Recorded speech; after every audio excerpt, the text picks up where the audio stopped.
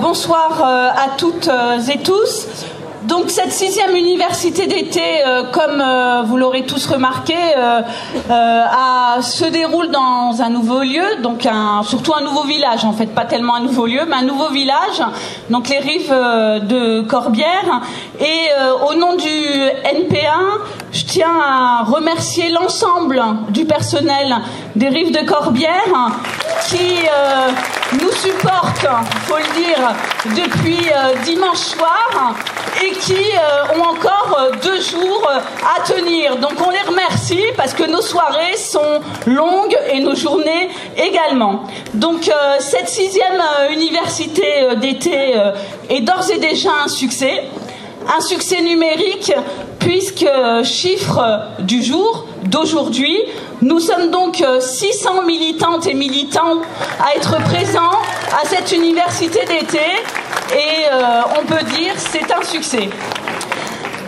Alors, mais ce meeting ne peut pas commencer sans que nous ayons une pensée émue pour 2 camarades qui viennent de nous quitter brutalement, Marc Lagoutte, militant parisien, et Ignace Garay, militant du Lot-et-Garonne et de la fameuse usine autogérée de Fumel. Donc leur combat, notre combat évidemment continue, et je vous propose donc de les applaudir fortement et chaleureusement.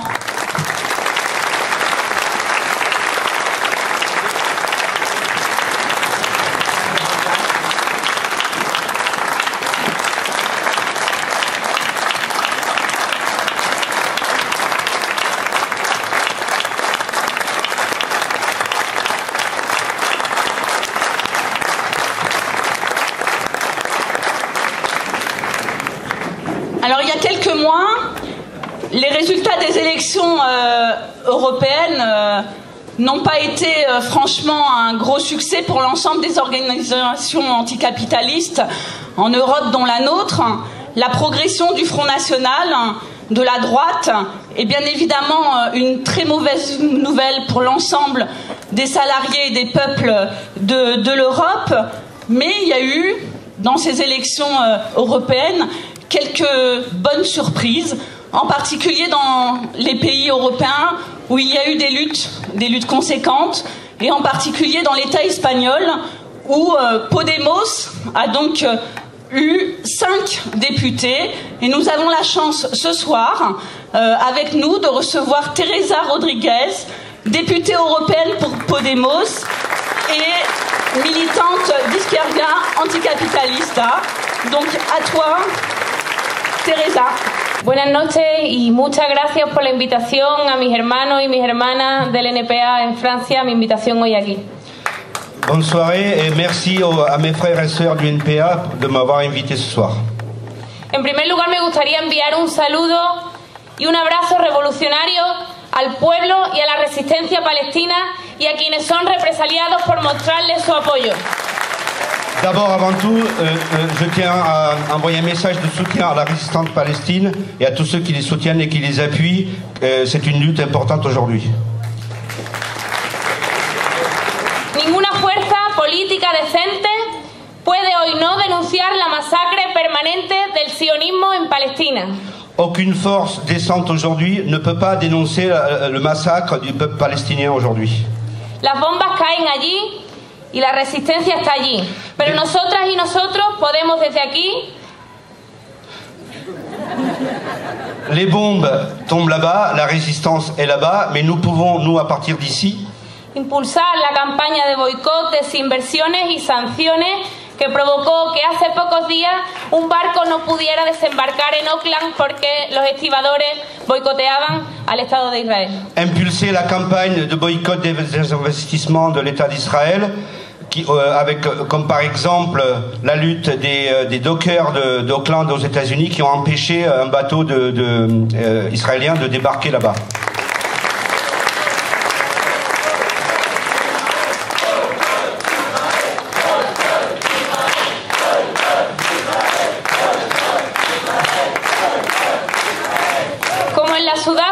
Como en la Sudáfrica del apartheid, sabemos que el boicot internacional. Comme pendant l'apartheid en Afrique du Sud, nous savons que le boycott est une force pour le mouvement international. Mientras, como dijo un compañero judío, israelí, periodista, Sergio Yanni, en la Universidad de Verano de Izquierda Anticapitalista, un camarade qui s'appelle Sergio Yanni, qui est un militant israélien antisioniste, nous a dit à l'Université de Izquierda Anticapitalista: la resistencia palestina aguanta heroicamente en un frente sin retaguardia, como el gueto de Varsovia. La résistance palestine résiste aujourd'hui dans un front Sin retaguardia, sí. sans arrière-garde, voilà, comme dans le ghetto de Varsovie. La austeridad de la troika se lleva por delante gobiernos y cualquier simulacro socialdemócrata. L'austérité de la troïka balaye tous les gouvernements qui s'opposent à la troïka. Cualquier simulacro socialdemócrata como el que decía representar Hollande. Y compris les simulacres sociodémocrates comme représente Hollande. Hoy dimite el gobierno francés para ser sustituido por otro aún más obediente. Aujourd'hui, le gouvernement français vient de démissionner pour être remplacé par un gouvernement encore plus obéissant à la troïka. Los partidos socialdemócratas están suicidándose en el altar de los mercados. Les partis sociodémocrates sont en train de se suicider sur l'autel des marchés. En el Estado español se esfuerzan por cambiar de cara y de vestido. Dans l'État espagnol, ils sont aujourd'hui en train de changer de visage et de costume. Pero estamos en condiciones de decirles que vamos a mandarlos al rincón de la historia donde van a reunirse con el PASOK. Mais nous sommes aujourd'hui en condition de dire que nous allons les envoyer dans la poubelle de l'histoire, qu'ils sont en train de rejoindre avec le PASOK.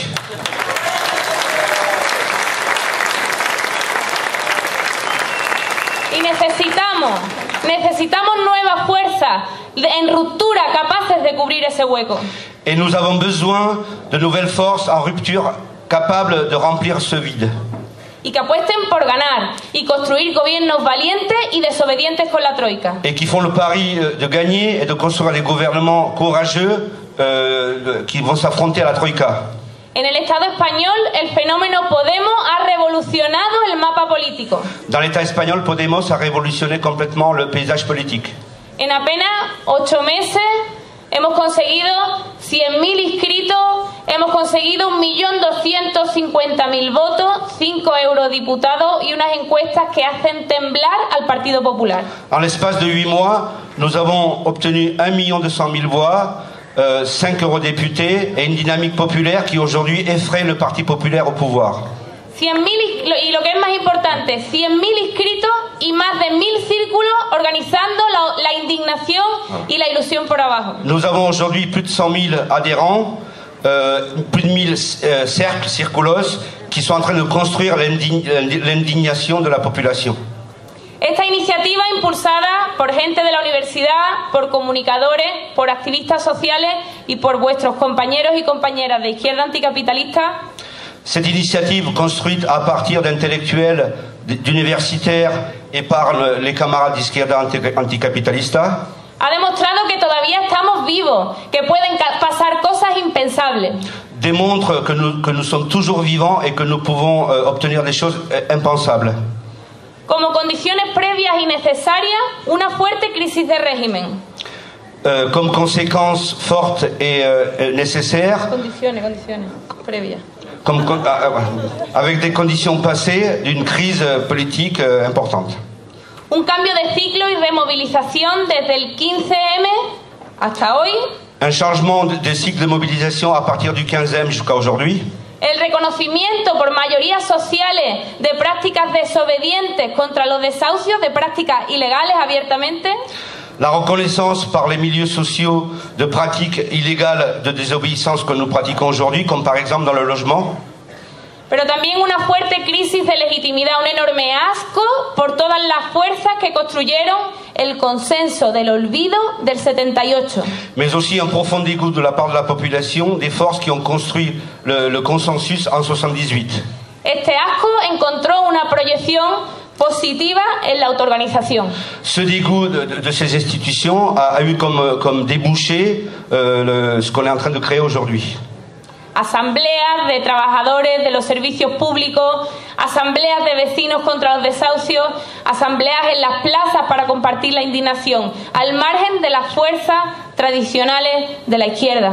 À partir d'assemblées dans les usines, dans les entreprises, dans les quartiers, des assemblées populaires qui ont pris de la force, et tout ça en marge des organisations traditionnelles du mouvement ouvrier. Bueno, de la izquierda, entre comillas. De la gauche, entre... Hoy Podemos ha conseguido transformar la indignación en cambio político, la indignación en ilusión. Aujourd'hui, Podemos a réussi à transformer l'indignation en changement politique, l'indignation en espoir.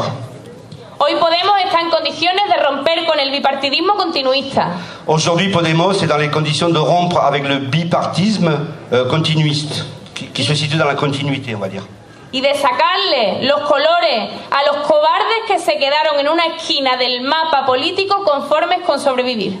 Et de montrer le vrai visage des lâches qui se cachent derrière leur politique depuis des années. Hoy Podemos está en condiciones de ganar. Aujourd'hui, Podemos est dans des conditions de gagner, de vaincre. Pero nosotras y nosotros sabemos y aprendimos con Ben Said y con El Moro. Mais nous autres, nous savons et nous avons appris avec Daniel Ben Saïd et avec El Moro, c'est notre camarade Miguel Romero, décédé récemment.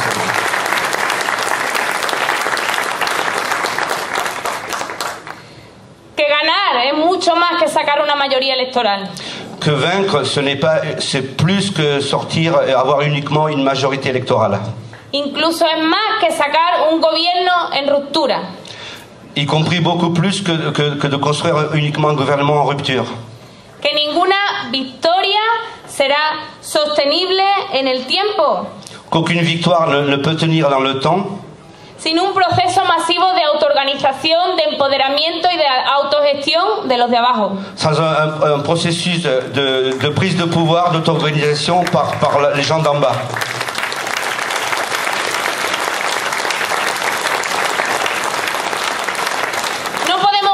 Sin ganar en el sentido social del término. Nous ne pouvons pas vaincre sans vaincre dans le sens social du terme.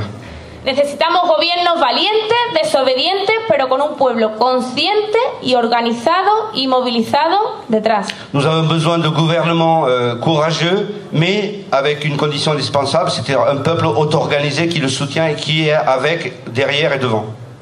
Nosotras y nosotros también sabemos que ganar no es vivir del extractivismo y del productivismo que pone en peligro la vida del planeta. Nous savons aussi que pour gagner, ça ne peut pas être possible avec le productivisme qui pollue et qui pourrit la planète.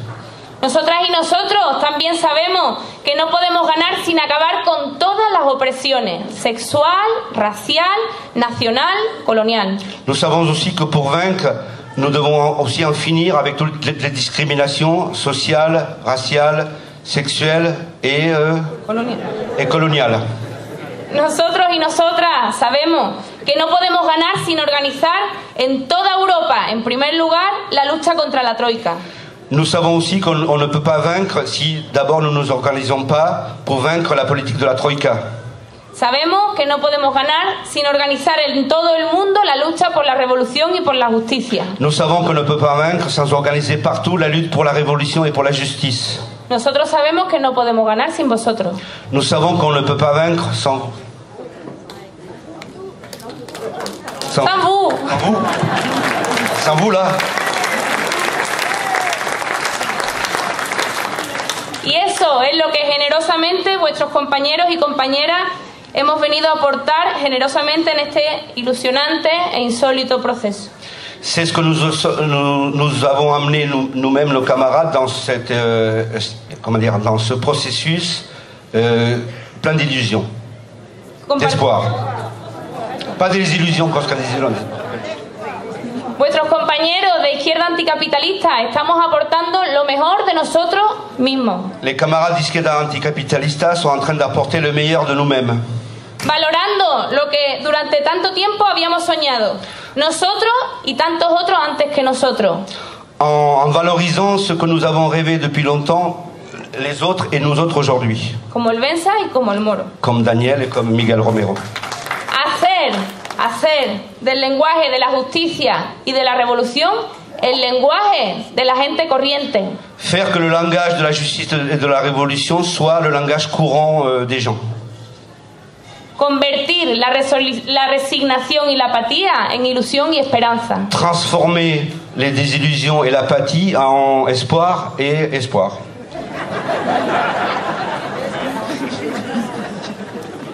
Hoy podemos deciros, compañeros y compañeras, hoy puedo deciros con una sonrisa que sí se puede.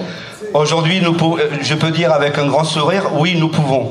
Que juntos y juntas podemos. Ensemble, nous pouvons. Muchas gracias. Merci beaucoup.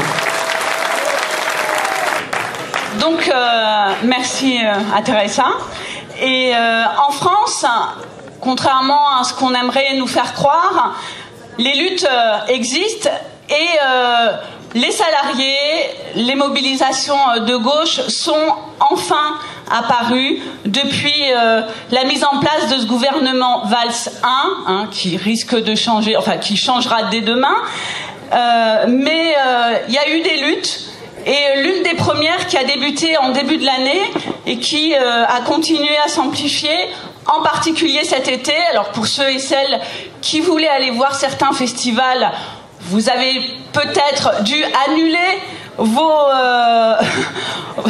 représentations parce que les intermittents étaient là, ont lutté, et Simon, technicien du spectacle, va donc nous parler de cette mobilisation et de cette lutte. Oui, bonsoir. Alors, souvent on a résumé la situation de ce qui se passe depuis janvier au mouvement des intermittents du spectacle. Alors pour faire un petit retour historique, il y a eu un gros mouvement en 2003, parce qu'en 2003, il y a eu une attaque frontale pour tous les travailleurs précaires du spectacle, de l'audiovisuel, qui nous a fait changer, passer d'un système d'assurance chômage qui était juste, égalitaire, etc., à un système d'assurance chômage plus assurantialiste, plus individualiste, plus injuste, au nom de faire des économies. L'application a contraint à précariser une grande partie de la profession, et surtout n'a pas fait particulièrement d'économies, puisque quand on indemnise mieux les plus riches, ça finit par coûter plus cher. Il s'avère que l'assurance chômage, c'est géré par un protocole d'accord auprès d'une caisse qui s'appelle l'UNEDIC, qui est une caisse gérée par le paritarisme, mais avec un rythme de réunion et des lieux de réunion qui se trouvent tous au MEDEF, avec la nécessité qu'il y ait juste 3 syndicats de salariés, qui ne représentent pas grand-chose dans le monde des chômeurs et des précaires, de signer pour que ça puisse rentrer en application. Être proposé au gouvernement qui décide de l'abroger ou de le signer. Là, on a un peu anticipé les choses parce qu'il y avait eu des déclarations du MEDEF qui disaient qu'ils allaient nous attaquer frontalement. Et le 22 mars, le texte est tombé. Il était signé par la CFDT, la CFTC et contrairement à ce qu'ils avaient annoncé, Force ouvrière aussi. Ce qu'on a découvert dans ce texte, c'est que nous, les intermittents du spectacle, on était touchés violemment, frontalement, mais on n'était pas les seuls. On n'était pas les seuls parce que tous les salariés de droit privé, tous les précaires de la fonction publique, les saisonniers, les intérimaires, les gens qui font de l'extra dans la restauration, ils sont touchés de manière encore plus frontale que nous.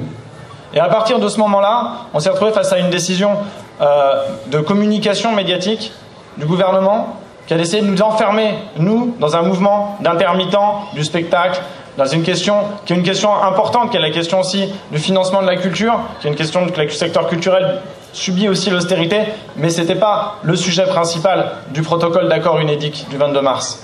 Et là ils ont tout renié. Ils ont tout renié. C'est même ce que raconte notre aujourd'hui démissionnaire ministre de la Culture qui nous explique que du coup elle ne veut pas retourner au gouvernement parce qu'elle en a un peu marre d'avaler des couleuvres et que surtout la signature de ce protocole d'accord par François Rebsamen, ça correspond à tous les reniements, à un reniement de tous les engagements du Parti Socialiste sur la question des intermittents du spectacle. Mais ça c'est concernant les intermittents du spectacle, mais François Rebsamen, quand il était encore maire de Dijon, il avait été contacté par les copains des intermittents, précaires, etc. à Dijon. Il avait dit non, ce protocole d'accord, il n'est pas bon. Une fois arrivé ministre, il a décidé de l'abroger, de l'agréer. Et là, ce qui a changé par rapport à 2003, c'est que nous, on était en avance. on était en avance sur le mouvement parce qu'on avait déjà commencé à l'analyser. En 2003, on se l'est pris dans la tronche et on a à peine eu le temps de réagir que c'était trop tard, c'était plié. Nous, il y a eu une grève, il y a eu la construction de grèves dans des secteurs et nous, les intermittents du spectacle, on est encore dans une capacité de pouvoir être mobilisés parce qu'on n'est pas encore trop précaire. Mais c'est très compliqué de se mobiliser par des grèves, même quand on est déjà un peu précaire, beaucoup précaire, et c'est encore plus compliqué quand on l'est plus. Surtout quand c'est une période de disette et d'austérité au niveau des budgets. Et du coup, là, il y a un mouvement qui s'est créé, qui s'est amplifié, et qui a posé des questions bêtes de pourquoi on fait passer tout le monde à un système assurantiel, à l'individualisme, jusque dans la réforme de l'assurance chômage. C'est-à-dire qu'aujourd'hui, c'est plus une assurance chômage. Ce que tout le monde subit, ce que tous les salariés de droit privé, c'est un système assurantiel. On a ce qu'on appelle les droits rechargeables. Tout salarié rechargera ses droits et ce sera éternellement la course au petit boulot. Là, il y a des mobilisations qui se créent, qui continuent, et malgré la période estivale, malgré le fait que c'est les vacances des parlementaires, malgré le fait que notre gouvernement est en vacances, il y a eu toujours des actions, il y a eu toujours des mobilisations qui ont été parfois spectaculaires, parfois larges, et il y a eu surtout quelque chose qui a fait qu'on n'est pas resté dans enfermé entre nous, entre intermittents du spectacle. Ça a été la capacité de travailler avec d'autres secteurs en lutte. Ça a commencé le 12 avril à la manifestation contre l'austérité, où en deuxième partie de cortège, juste derrière la tête de cortège, il y avait un secteur un cortège des secteurs en lutte. Il y avait les copains de la Poste qui étaient en grève depuis déjà pas mal de temps. Il y avait aussi des copains de pas mal de boîtes, et ça a permis de se rencontrer. Aujourd'hui, on n'est pas ensemble dans la lutte.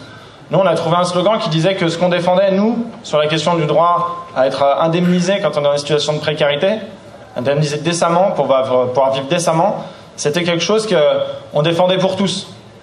Et en fait, en se rendant compte qu'aujourd'hui, les attaques contre les plus précaires, elles vont se développer, elles vont continuer, et quand il y a une usine qui ferme, il y a une partie plus importante de la prime supralégale de licenciement qui sera retenue sur des jours de carence par Pôle emploi. Ça ne concerne pas les intermittents. Mais ça, il n'y a que ceux qui ont fait le travail de décryptage qui ont pu l'annoncer. C'est resté très cloisonné. Et même nous, on a tendance à parler du mouvement des intermittents du spectacle.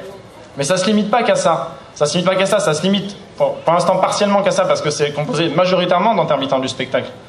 Mais malheureusement, ça ne se limite pas qu'à ça, parce que ce n'est pas nous qui sommes les plus impactés.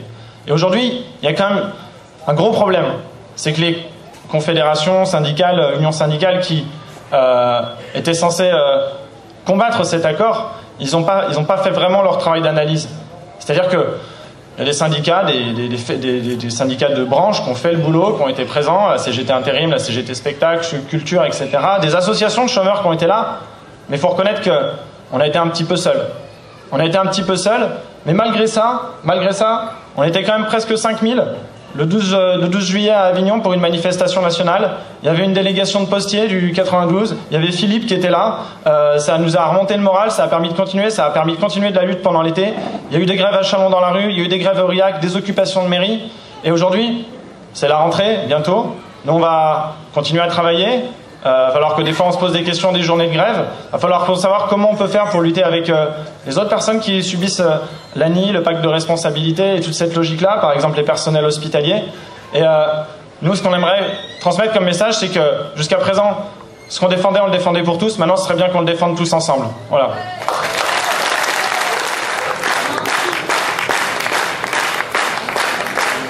En juin dernier, les cheminots ont une nouvelle fois montré l'exemple avec la première grève nationale sous le gouvernement Valls.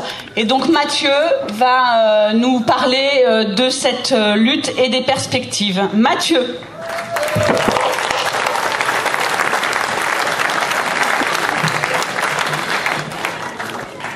Donc, comme l'a dit Sandra, la grève des cheminots lancée le 10 juin dernier à l'appel de la CGT et de Sudrail, ça a été le premier affrontement d'ampleur d'un vieux secteur du mouvement ouvrier à l'échelle nationale. Et que c'est important de l'analyser parce que pendant 2 semaines, sur le devant de la scène politique, la classe ouvrière est rentrée par la grève sur cette scène et a fait la démonstration que c'était possible de lutter contre ce gouvernement. On a lutté contre une réforme du ferroviaire qui avait deux aspects. d'une part en fait éclater la SNCF en 3 entreprises où on séparait d'un côté les activités non rentables et d'un autre côté les activités rentables, avec une logique de socialisation des pertes et de privatisation des profits à l'avenir dans la perspective de l'ouverture à la concurrence, et un deuxième volet social où il était ni plus ni moins question d'abroger la réglementation du travail SNCF pour commencer à négocier une convention collective afin de ramener les cheminots de la SNCF sur les conditions de travail des cheminots du privé. Concrètement, c'est vouloir nous faire travailler 10 jours de plus gratuitement par an, c'est vouloir nous diviser par 2 notre nombre de dimanches non travaillés, c'est vouloir augmenter notre flexibilité et nos volumes horaires. Malgré 2 semaines de grève, effectivement, en fait, cette réforme, elle est passée. Elle est passée parce que cette grève, si elle a perdu, c'est parce qu'il n'y avait pas suffisamment d'auto-activité dans la grève de la part de ces militants, où, malgré une grève majoritaire, la majorité des grévistes est restée à la maison, malheureusement. C'est également le fait qu'il y a eu très peu de perspectives pour continuer cette grève et on n'avait pas d'autre choix que de continuer d'un jour pour un jour de plus. Rarement on a eu des temps forts préparés de manière suffisamment conséquente et que ça a été une des faillites des directions syndicales dans la politique qu'ils ont menée dans cette mobilisation. C'est-à-dire qu'ils n'ont jamais donné de perspective de construction sur un mouvement dans la durée, mais également ils ont été timides sur la question de quelles revendications porter. À aucun moment, de la part des fédérations syndicales, n'a été porté le mot d'ordre de retrait, et que ça aussi, ça a été une problématique pour être clair sur nos revendications et se donner les moyens de gagner. La difficulté aussi qu'on a rencontrée, c'est que face à nous, on avait une direction et un gouvernement de combat. Et de manière très concrète, c'est-à-dire que sur le terrain, on a rencontré 10 000 gilets rouges dont leur seul métier dans la vie, c'est de casser des grèves. C'est d'organiser les plans pour faire rouler des trains quand il y a des grèves. C'est de venir se montrer dans les gares avec leurs gilets rouges pendant les grèves. Donc leur seul but dans la vie, c'est de supprimer des postes et de casser les grèves. On a vu également des cadres tirer des trains à la place des grévistes.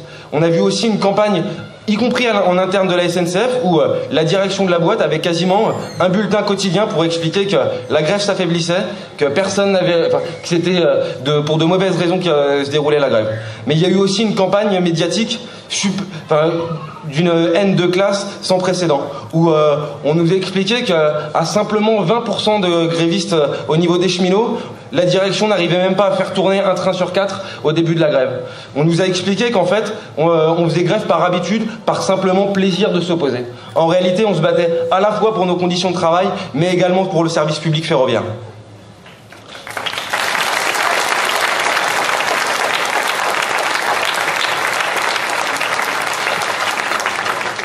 Mais malgré la défaite, il y a quand même toute une série de raisons de s'enthousiasmer au bilan de cette grève. La première des raisons, c'est qu'il y avait un scénario qui avait été écrit à l'avance entre le gouvernement et la direction de la CGT. C'était 2-3 jours de grève, les amendements Chassaigne, du député PCF Chassaigne, et après tout le monde restait à la maison. Le problème, c'est que ce scénario, les grévistes, ils l'ont pas laissé faire. Ils l'ont pas laissé faire parce qu'en réalité, il y a une nouvelle génération qui a débarqué dans cette boîte, où près de 50 000 cheminots ont moins de 30 ans et ont fait irruption dans cette grève en luttant pour la première fois et en n'étant pas si encadré que ça, contrairement aux luttes passées par les directions syndicales. Ça s'est matérialisé par pas mal d'aspects concrets. Très concrètement, là où la question du retrait de la réforme ferroviaire comme revendication s'est posée dans les AG, ça a été voté très majoritairement. Là où une radicalité qui s'est également exprimée par une activité de la grève qui certes n'a pas été suffisante pour gagner, mais qui a fait des véritables pas en avant par rapport à des grèves comme 2007 ou 2010 où l'activité n'était pas réelle. Et là on a vu énormément d'activités, donc des tournées avec des syndiqués et des non syndiqués pour aller convaincre des gens, des collègues qui ne sont pas encore en grève d'y aller, tenir des piquets de grève, faire aussi également des cortèges unitaires de gare, donc énormément de radicalité qui s'est exprimée en fait de manière encore plus cinglante, avec un désaveu beaucoup plus cinglant pour la direction de la CGT quand le mardi 17 elle voulait nous emmener dans un technicentre en banlieue parisienne et que la veille, l'ensemble des assemblées générales parisiennes se sont prononcées pour aller devant l'Assemblée nationale. Qu'à ce même rassemblement, les cheminots ont décidé d'aller s'affronter dans un premier temps avec la police pour aller se diriger vraiment d'Invalide vers l'Assemblée nationale. Qu'ensuite, les cheminots ont décidé d'aller en direction dans la gare Montparnasse pour aller occuper des voies. On l'a également vu cette radicalité 2 jours plus tard dans dans une manifestation où le nombre de cheminots ne sont pas arrêtés au parcours tracé avec la préfecture, mais ont été plus loin pour aller manifester jusque sous la Tour Eiffel avec des intermittents, des postiers et avec une volonté de se réapproprier la rue comme un espace qui nous appartient.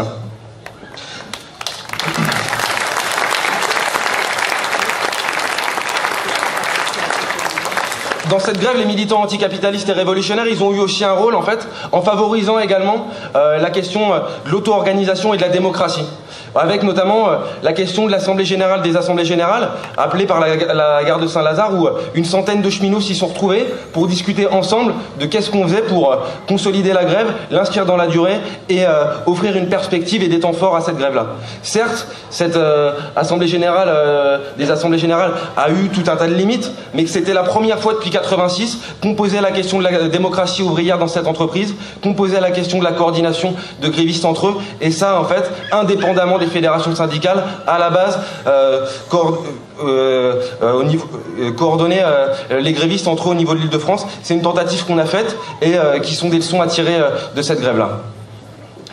À notre avis, en fait, c'est que tous ces éléments-là, il faut les capitaliser pour l'avenir. Parce que certes, cette défaite, elle va voir l'entreprise SNCF divisée en 3, mais à l'avenir, dans les mois qui viennent, il y a la convention collective qui va être négociée, et là, ça sera un prochain affrontement qui risque de se dérouler d'ici 18 mois. Donc c'est faire que cette nouvelle génération militante qui a commencé à militer dans l'entreprise pendant la grève, elle milite pas simplement pendant les grèves, mais quotidiennement pour préparer le prochain affrontement. Mais aussi pour contrecarrer les perspectives qu'a la boîte de répression en voulant nous taper fort dessus afin que la prochaine grève n'existe pas. Commencer par ça et aussi, du coup, préparer le prochain affrontement. C'est l'enjeu qu'on doit se fixer. Que ça soit à la SNCF ou ailleurs, on a fait une démonstration, c'est que c'est possible de lutter contre ce gouvernement. Et qu'on pouvait peut-être analyser que ce gouvernement il était faible face au patronat, aux réactionnaires, etc. Mais contre la classe ouvrière, en fait, il est féroce. Et donc ce qu'il faut saisir, c'est que certes il est féroce, mais que nous, en fait, on doit se montrer tout aussi féroce que lui, encore plus déterminé, que ça soit à la SNCF ou ailleurs, pour riposter face au plan de licenciement, au plan d'austérité, aux attaques contre les conditions de travail. Et vous pouvez avoir l'assurance que la colère qui a cheminé pendant cette grève-là, on compte bien qu'elle continue sur cette voie-là.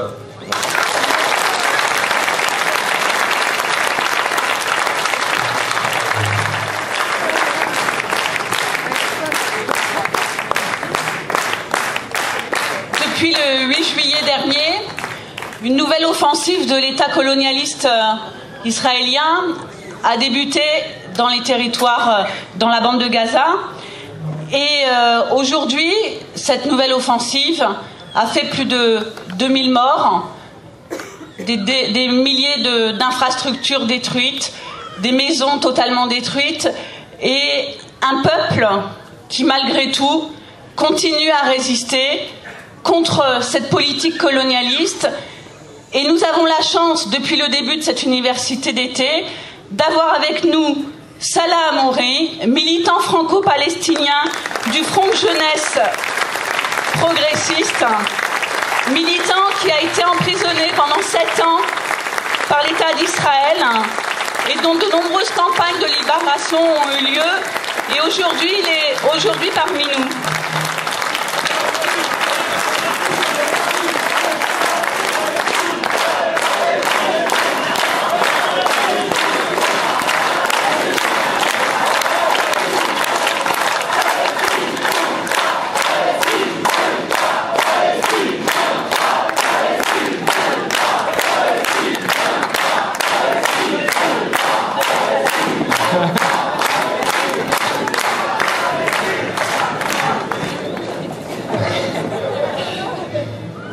Bonsoir à toutes et à tous. Au début, merci d'avoir vraiment invité de pouvoir participer avec vous à l'université d'été. Au début, depuis votre université d'été, je vous remercie au nom du peuple palestinien pour le énorme effort que vous faites et vous continuez à faire depuis ici, depuis la France, pour soutenir le peuple palestinien. mais aussi je crois qu'il y a un message qui est très important à transmettre aussi au peuple palestinien et à la résistance palestinienne à Gaza depuis cet endroit-là, depuis votre université d'été. On envoie tous un message de soutien à cette résistance humaine qui est en train de se battre depuis 45 jours, qui est en train de vaincre chaque jour, depuis 45 jours, la 4e force mondiale, cette résistance qui ne défend pas seulement Gaza, qui ne défend pas seulement la demande humaine de Gaza, qui ne défend pas seulement la dignité de Gaza, mais elle défend aussi la dignité de l'humanité entière.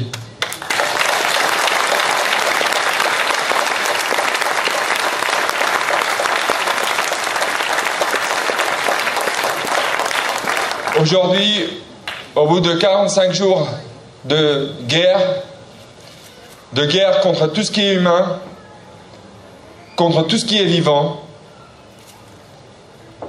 cette guerre qui a tué jusqu'à aujourd'hui 2200 Palestiniens, plus de 10 000 blessés, plus de 30 000 bâtiments détruits, les Israéliens, ils seront avec les forces internationales qui leur soutiennent, ils vont être dans les illusions totales s'ils vont croire que la résistance palestinienne va accepter toutes les propositions qu'ils proposent pour revenir avant 45 jours.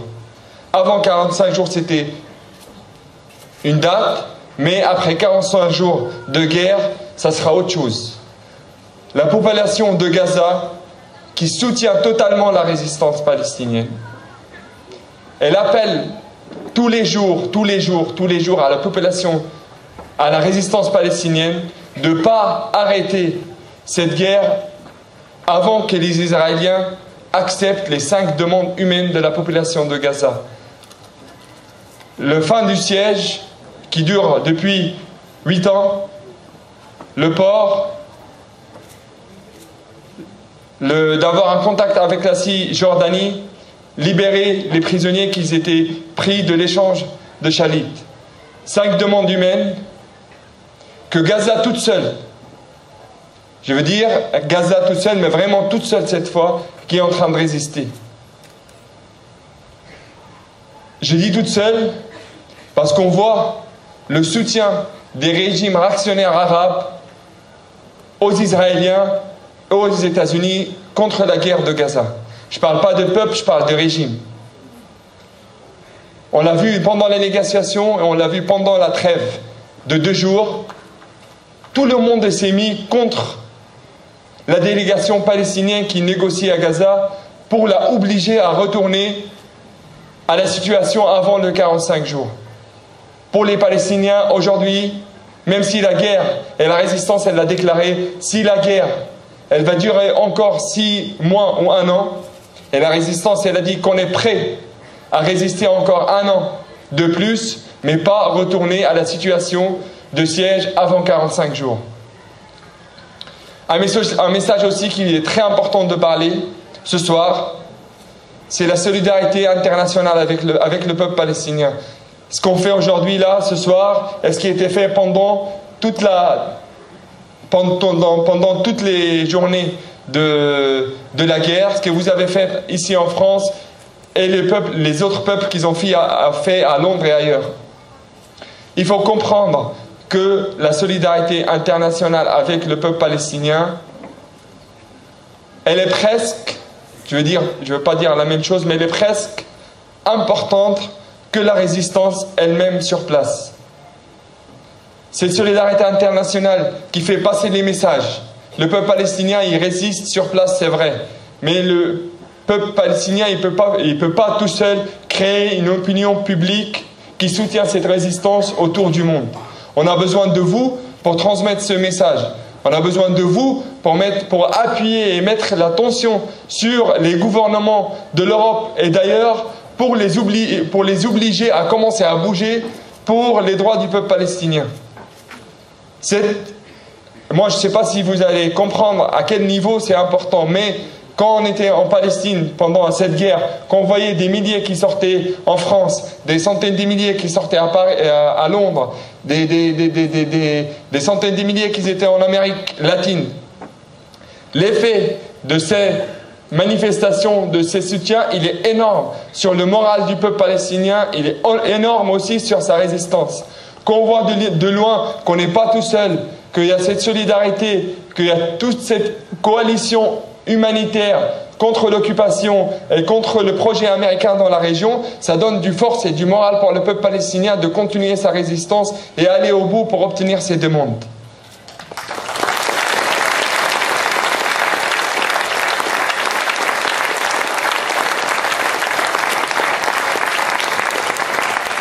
Ce soir, je ne suis pas là pour vous remercier, parce que je sais qu'on fait partie du même camp, on fait partie de la même stratégie, de la même idéologie, on fait partie de la même point de vue humanitaire, de la même point de vue qui refuse la domination américaine du monde et du Proche-Orient. Je suis là aujourd'hui de transmettre un message clair, un message qui dit que nous, la résistance palestinienne, avec la solidarité internationale qui fait partie de cette résistance, qui accomplit la résistance palestinienne, on va continuer au bout pour obtenir nos droits.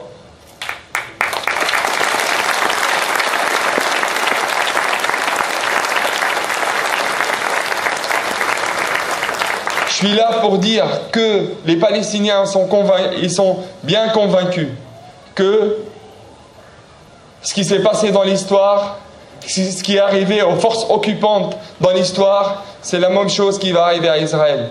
Israël, ce n'est pas un pays où les lois de l'histoire ne vont pas appliquer sur elle. Il n'y a pas une occupation qui a duré à vie. Et c'est ce qui va arriver à Israël. Israël, elle ne dure pas à vie.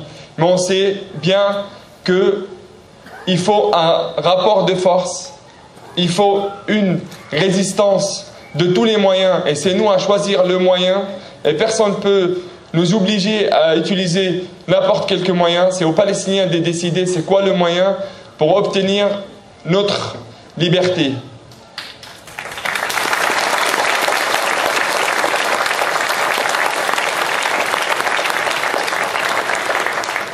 Ce soir, il y a un message qui est clair, qu'il faut transmettre aussi à l'occupant israélien, un message de leur dire que pendant 60 ans et plus de guerre, des massacres contre le peuple palestinien, vous n'avez pas obtenu ce que vous voulez obtenir.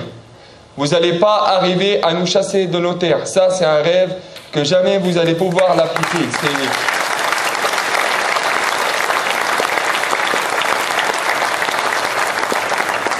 Aujourd'hui, la résistance de Gaza, elle dit clairement à l'occupant israélien et à toutes les forces qui le soutiennent que c'est pas comme le projet zioniste, il disait dans l'histoire que la terre palestinienne était une terre sans peuple pour un peuple sans terre. Aujourd'hui, le peuple palestinien et sa résistance à Gaza, il démontre à tout le monde que la terre de la Palestine est aux Palestiniens et pas à quelqu'un d'autre. Et moi, je vous remercie encore une fois et je suis sûr qu'avec vous, on sera fatalement les vainqueurs et j'espère qu'on se voit un jour aussi en Palestine comme ça. Merci.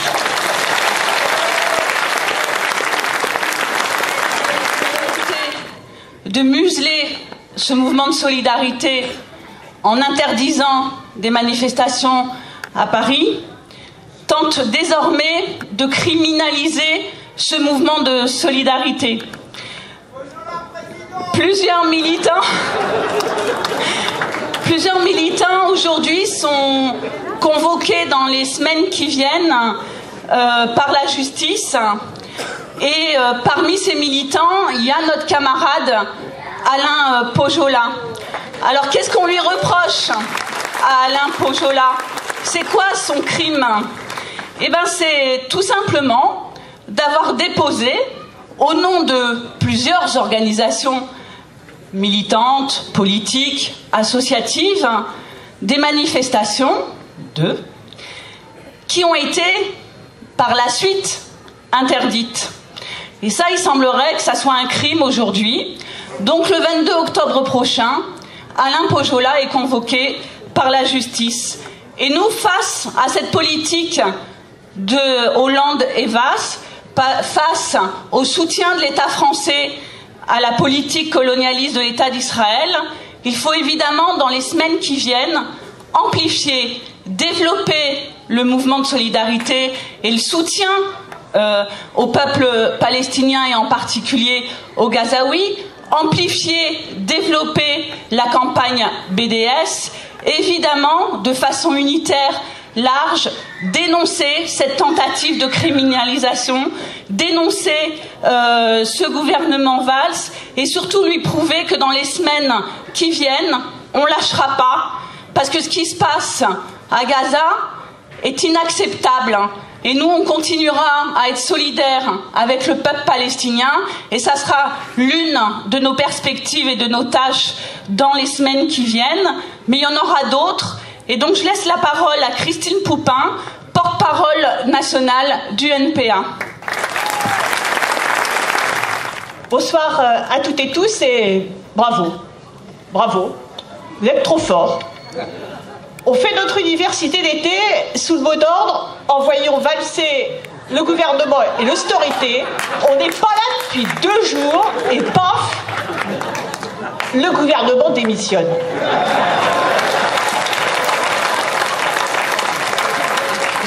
Voilà, il y a un petit problème sur la bande son. Hein, parce qu'en fait, il valse pas et c'était plutôt un tango. Vous savez le truc, un pas en arrière, 2 pas en avant. Et Valls, il est tellement fort qu'il arrive à revenir sans être parti. Alors il y a Montebourg. Lui, Montebourg, il reprend sa liberté. Parce qu'en fait, il y a 4 mois, ce pauvre garçon, il n'avait pas la liberté de ne pas aller au gouvernement. C'est le flingue sur la tempe qui y est allé. Alors aujourd'hui, il reprend sa liberté. Bon, plus sérieusement, c'est vrai qu'on est dans une situation qui est une situation où la crise politique ouverte, se rajoute à toutes les autres crises. Et puis au-delà de ces rebondissements, le cap est maintenu, le pied est sur l'accélérateur. Alors faut pas se tromper dans les critiques qu'on doit faire à ce gouvernement. Et on peut reprocher beaucoup de choses, mais il y a une chose qu'on ne peut pas dire de la politique d'Hollande. C'est que c'est une politique qui ne produit pas de résultats. Cette politique, elle produit des résultats. Elle produit des résultats sonnants et trébuchants. Plus de 30% sur les dividendes des entreprises françaises en un an, c'est un résultat. C'est un résultat, et c'est le résultat d'une politique efficace au service des patrons. Une politique qui, de pacte de compétitivité en pacte de responsabilité, a imposé l'austérité, le blocage des salaires, le sacrifice des budgets sociaux, le minage minutieux de toutes les protections collectives des salariés. Tout ça au nom de la croissance, au nom de la reprise, qui devrait permettre enfin de réduire le chômage et d'augmenter les salaires. De reprise, il n'y en a pas, de croissance, il n'y en a pas non plus. Alors on a envie de leur dire tout ça pour ça. Mais enfin, on doit surtout leur dire et être convaincus que ça redonne force et vigueur à nos propositions des anticapitalistes qui sont nécessairement antiproductivistes et qui disent depuis longtemps que le problème, c'est pas celui de la croissance, que le problème, c'est celui du partage des richesses, le problème, c'est celui du partage du travail, c'est celui de la défense, de l'extension, de ce qui permet d'assurer à toutes et tous ce qui est indispensable à la vie, de ce qui permet de faire progresser l'égalité, progresser les droits des femmes. C'est la défense et l'extension de la protection sociale par le salaire socialisé, donc pris sur les profits. C'est la défense et l'extension des services publics pour arracher à la privatisation, à la marchandisation, la santé, l'éducation, la culture, mais aussi le logement, l'eau, l'énergie ou les transports.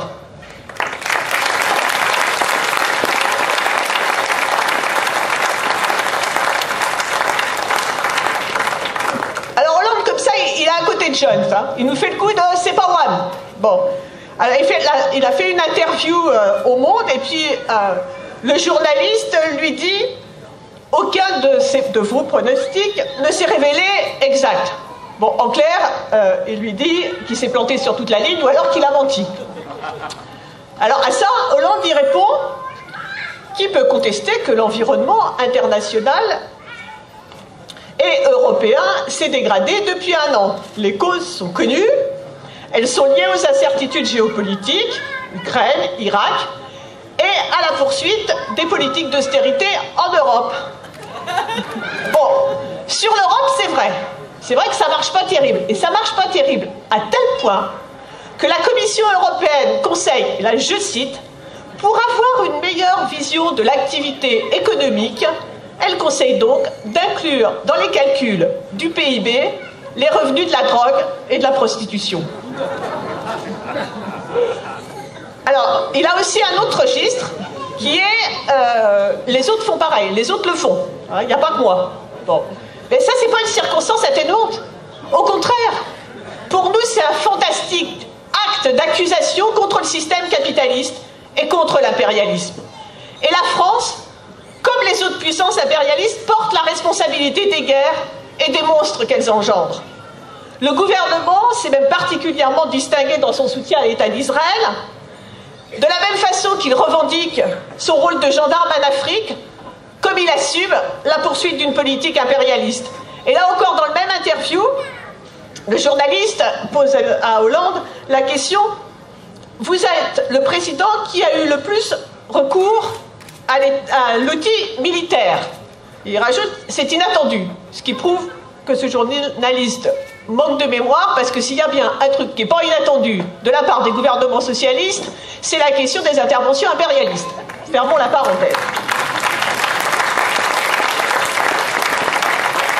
Et alors là, Hollande y répond « J'ai maintenu les crédits de la loi de programmation militaire, on s'était aperçu, parce que l'outil militaire français est un élément très important pour notre sécurité et pour la paix. On est d'ailleurs le seul pays d'Europe à le faire à ce niveau. » Alors là, c'est pas les autres le font aussi, hein, c'est je fais pire et je le prouve. Je fais pire et je le prouve, ils sont capables de le faire aussi sur le climat. Alors, vous savez que l'année prochaine se déroulera le sommet climat, ce qu'on appelle la COP21, en décembre 2015. Et donc, le gouvernement français se targue un peu comme ça de préoccupations climatiques et environnementales. Mais un an avant, au même endroit, un peu pas comme pour marquer le territoire, vous savez, comme le font les chiens, hein, la France accueillera le premier salon international de la filière nucléaire. Bon, ça risque de laisser un peu des mauvaises ondes pour la suite, et ça augure pas très bien de ce qui se passera un an après. Alors évidemment, nous, on sera dans la rue pour une manifestation le 11 octobre, une manifestation pour exiger la sortie du nucléaire. Alors je pourrais continuer longtemps comme ça, on pourrait rajouter la répression, les politiques racistes, et puis on pourrait y passer la nuit. Bon, on va pas faire ça. En fait, il y a quand même, bon, on le sait bien, une question un peu obsédante, une question qui nous prend la tête, qui arrive même des fois à nous empêcher de dormir. C'est le fait que dans les élections, mais pas seulement, le rejet de ce gouvernement du PS qui mène une politique de droite, eh ben ce rejet, il ne renforce pas les forces de la gauche radicale, mais au contraire, il ouvre un boulevard à l'extrême droite. Une extrême droite, un FN qui, dès qu'il en a l'occasion, montre ce qu'il est. Ou plutôt montre ce qu'il n'est pas.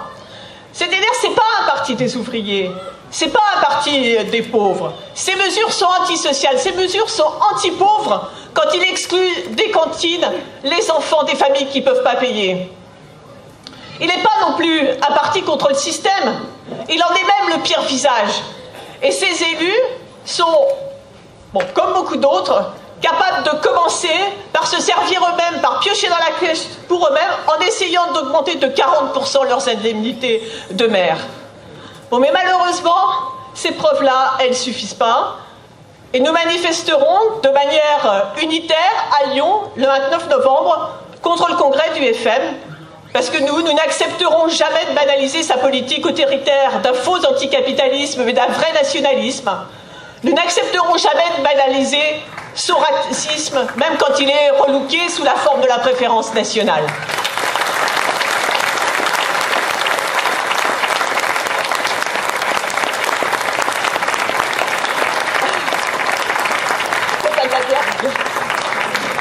De la même façon que nous n'accepterons jamais ni l'antisémitisme, ni l'islamophobie, ni le racisme anti-rom, et ça, d'où qu'ils viennent.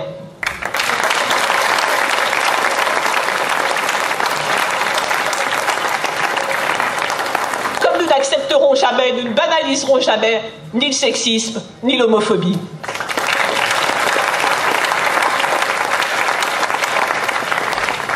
Mais tout ça non plus, malheureusement, ça ne suffira pas.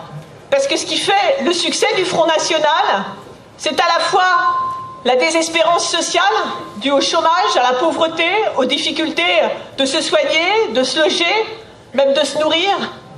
Et c'est aussi la désespérance politique, alimentée, renforcée, nourrie par cette gigantesque pagaille, par cette grande foire au n'importe quoi, qu'est-ce que l'on appelle communément la vie politique. Mais cette pagaille, en fait, c'est une sorte de vrai faux désordre. Quand vous prenez Valls, quand Valls va à l'université d'été du MEDEF, si vous pensez que Valls est de gauche, bon, évidemment, ça fait désordre. Bon, ben en fait, il est assez bien rangé quand on y regarde de près. Quand Pierre Laurent va à l'université d'été du Parti Socialiste, si on pense, ou si on a envie de penser que le PC est indépendant du PS, ça fait désordre. Ben, en réalité, lui aussi a plutôt tendance à se ranger à sa place, ou en tout cas à ce qu'il considère comme étant sa place. Alors c'est vrai que l'essentiel des participants à cette vie politique, que ce soit un parti ou professionnel de la politique, ils sont tellement discrédités, totalement discrédités, mais le méritent. Vous prenez Sarkozy, vous avez vu les grands titres de Valeurs Actuelles, je crois. Sarkozy, sans rire. Mon carburant, c'est le devoir. Bon. Alors que tout le monde sait que pour ce mec, en 2017, c'est soit la présidence, soit la casse-prison quand même. Juppé, le retour de Juppé, il nous avait juré la main sur le cœur que plus jamais. Ben le revoilà. Valls. Ah ben là, Valls, il en fait tellement pour être le mieux placé quand même, voilà, qu'à force, il ressemble quand même de plus en plus à Sarkozy, ça va devenir difficile de distinguer. Puis on a Montebourg, Hamon, Filippetti. Ils savaient bien quand même, quand ils sont allés au gouvernement, que c'était pas pour mener une politique de gauche. Même Cécile Duflot s'en était aperçue.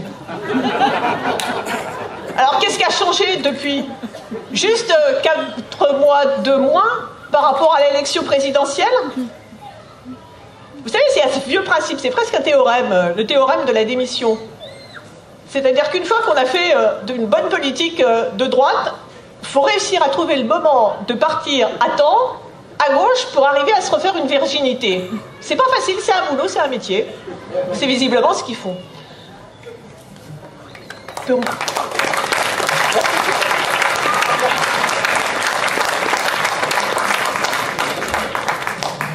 Alors je peux continuer, hein. Eva Joly, elle n'a rien de mieux à proposer que des primaires de l'autre gauche pour la présidentielle. Ah, Mélenchon. Mélenchon, il se libère du PG, qu'il a fondé autour de sa personne. Bon, alors lui, c'est pas trop le problème qu'il ne sait pas où aller, c'est le problème qu'en fait, il a des rendez-vous. Enfin, il a un rendez-vous en tête-à-tête avec l'histoire, avec le peuple, avec la 5e République. Voilà, la 6e République. Enfin bon, vous allez voir la suite, en fait. Je sais que je fourche souvent, mais là aussi. Donc il a donc rendez-vous avec une 6e République, mais avec une posture d'homme providentiel qui est tellement éloignée qu'elle en est contradictoire avec le nécessaire combat démocratique contre les institutions de la 5e République et son hyper-président. Bon, tout ça, ce sera un truc à vous dégoûter de la politique. Bon, mais quand même, les questions politiques, elles ont la peau dure et elles finissent quand même toujours par s'imposer. Et c'est évidemment le cas de la question de l'indépendance par rapport au Parti Socialiste. sur laquelle le front de gauche est en train de se fracasser. Et les camarades nos camarades qui ont rejoint le front de gauche ont voulu l'ignorer. Et aujourd'hui, à elles et à eux aussi, on a envie de leur dire tout ça pour ça. Alors non, il n'y a pas de politique un tant soit peu progressiste, sociale ou écologiste, sans non seulement la rupture avec le Parti socialiste, mais surtout l'affrontement avec ce gouvernement. Et ça, c'est le sens que nous donnions, c'est le sens que nous continuons à donner à l'opposition de gauche au gouvernement. Et ça n'a rien à voir avec les tentatives de bricolage d'une nouvelle union de la gauche, d'une majorité parlementaire alternative, d'un front du peuple, tel que le propose le Parti communiste. Une opposition de gauche, ce ne sont pas quelques phrases assassines dans les médias et des calculs électoraux pour 2017. La preuve de l'opposition de gauche, c'est qu'elle s'oppose pratiquement avec le rapport de force qui est le seul langage que peuvent entendre ce gouvernement et le patronat.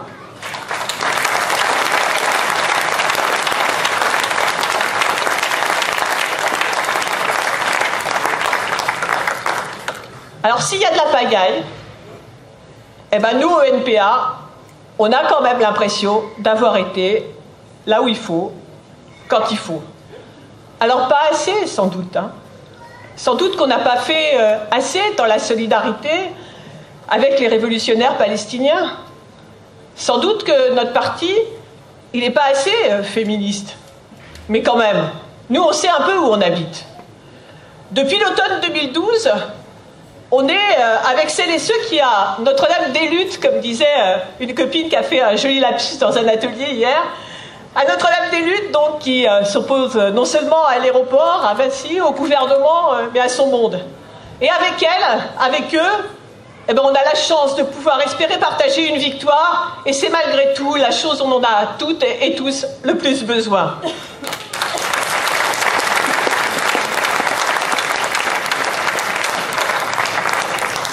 Et puis en Bretagne, le 2 novembre à Quimper, on était avec les salariés qui se battaient pour défendre leur emploi. On a travaillé pour construire avec elles et avec eux un pôle ouvrier. Et on n'a pas été de ceux qui ont commis la faute politique de laisser la place à tous nos ennemis de classe.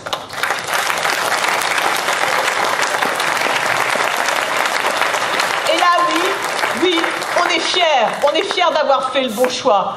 Comme on est fiers de se dire, comme c'est aussi un peu malheureusement par défaut des autres forces, que pour la solidarité avec le peuple palestinien, heureusement que le NPA était là. Et on vérifie que le NPA est utile. Et on dit à Valls, à Hollande, à Cazeneuve, nous non plus, on ne change pas de cap, on persiste et on signe. Et s'il faut refaire des manifs interdites, on les refera. Et s'il faut choisir la légitimité plutôt que la légalité, aux côtés de la résistance palestinienne, aux côtés des sans-papiers ou pour le droit au logement, le NPA fera à nouveau ce choix-là.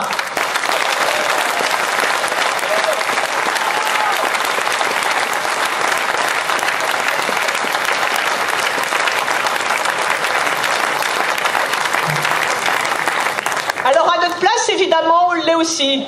On l'est aussi le 1er février en solidarité avec les femmes de l'État espagnol pour défendre le droit à l'avortement.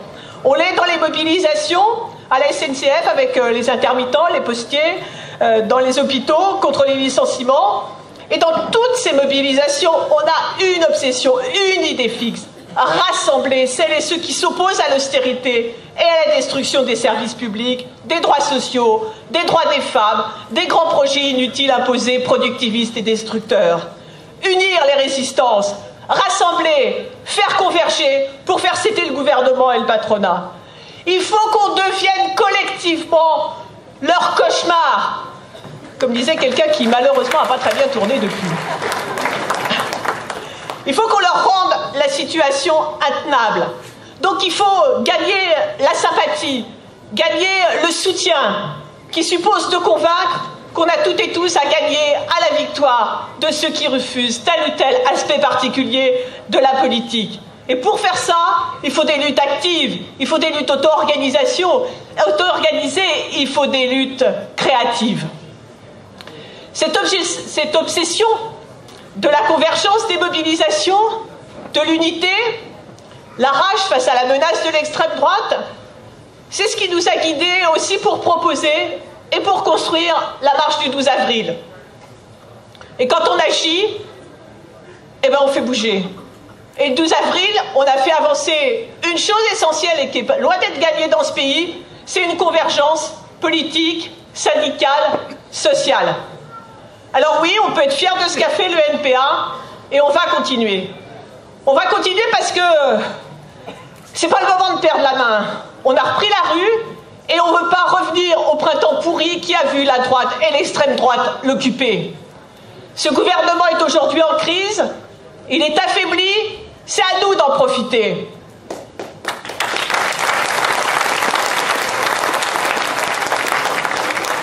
Alors il va rapidement y avoir un moment de vérité, ça va être celui du vote du budget qui est à la fois le symbole, la concrétisation de la politique d'austérité et de destruction de la sécurité sociale. Celles et ceux qui se sont retrouvés le 12 avril et au-delà, toutes les forces politiques à la gauche du Parti socialiste, le mouvement syndical, le mouvement social, doivent unir leurs forces pour préparer un mouvement d'ampleur, une mobilisation nationale à l'automne au moment du vote.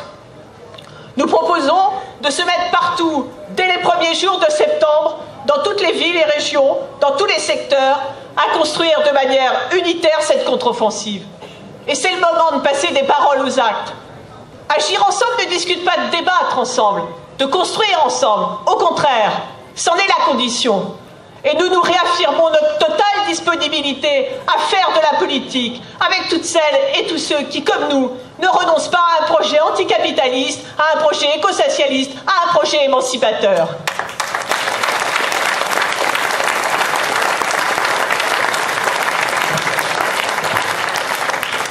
Et pour terminer, comme malgré tout, on pense toutes et tous que les temps sont difficiles, j'ai envie de partager avec vous une citation qui vient d'un temps encore plus difficile.